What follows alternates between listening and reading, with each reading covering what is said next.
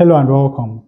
In this math tutorial, our task is to find the real values of x that satisfy this equation. Now, to solve this problem, let us remember that for this equation to be defined in the real domain, then these two square roots must not be negative. So we have that x plus 2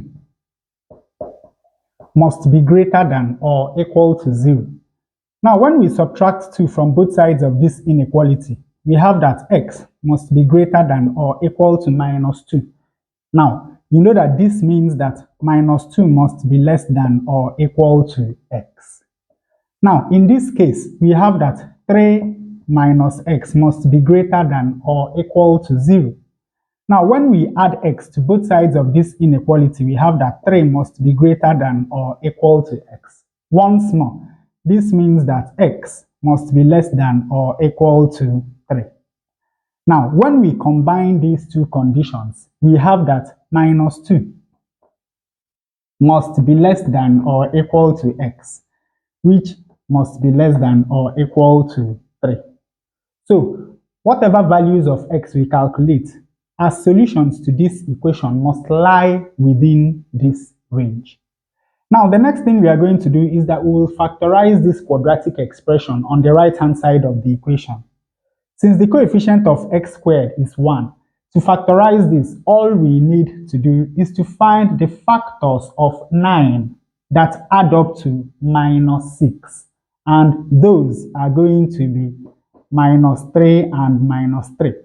Because minus 3 times minus 3 is going to give us plus 9, while minus 3 added to minus 3 is going to give us minus 6. So that means that we can factorize this as x minus 3 multiplied by x minus 3. And of course, you know that this is x minus 3 squared. Now let us rewrite the original equation. We have the square root of x plus 2 minus the square root of 3 minus x is equal to x minus 3 squared. Now notice that here we have 3 minus x and here we have x minus 3. So let us do a substitution. Let the square root of 3 minus x be equal to the letter d. Of course, you know that if we square both sides of this equation, then this is going to take care of that. And we have that 3 minus x is equal to d squared. Now let us move this over to the left-hand side. We have 3 minus d squared. And let us take this over to the right-hand side. We have x. So we have that x is equal to 3 minus d squared. Now let us rewrite this equation in terms of d. X is equal to 3 minus d squared. So this is going to be 3 minus d squared plus 2. Of course, you know that this is d. So we have d. And this is equal to 3 minus d squared minus 3 all squared. Now, 3 minus 3 is equal to 0. So here we have minus d squared squared.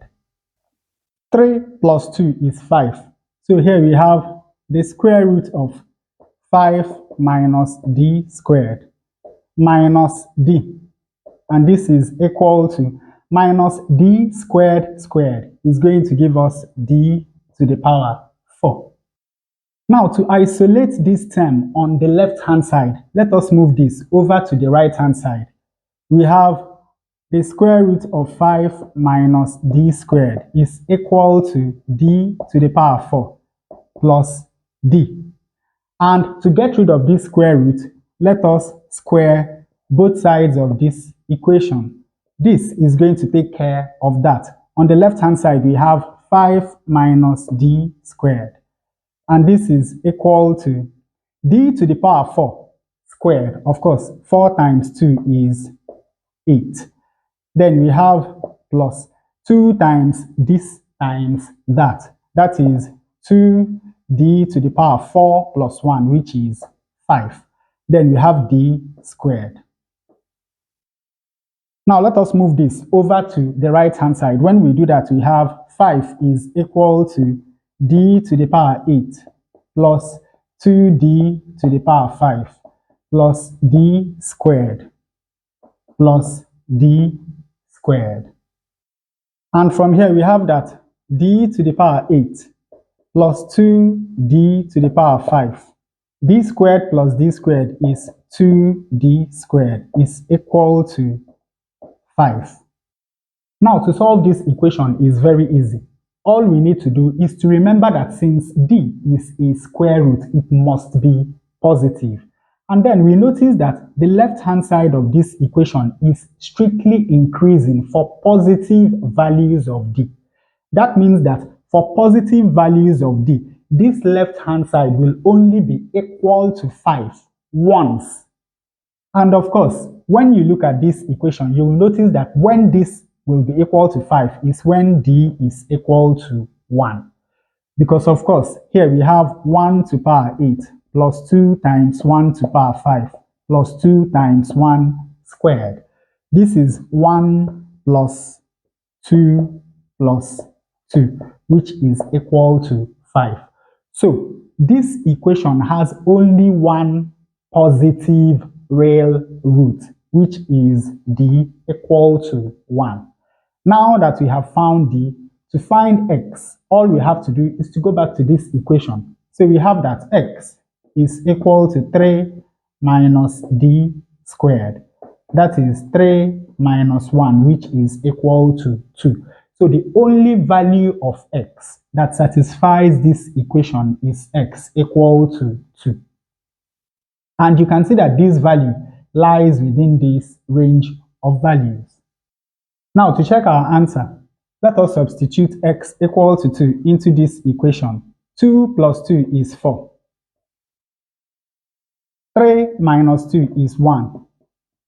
Is this equal to 2 squared is 4? 6 times 2 is 12. The square root of 4 is 2. The square root of 1 is 1. Is this equal to 4 plus 9 is 13? 13 minus 12 is 1. 2 minus 1 is 1. And of course, 1 is equal to 1. And with that, we come to the end of this tutorial. I hope you learned something new. If you enjoy such content, please subscribe to the channel. Leave us a thumbs up to support the channel. Thanks for watching and watch more videos here.